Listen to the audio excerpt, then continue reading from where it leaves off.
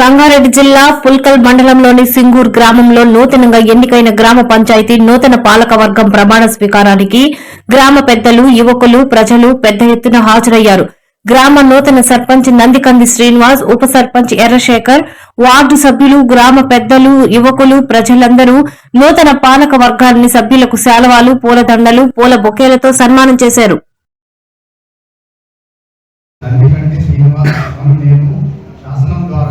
ఏర్పాటు చేయబడిన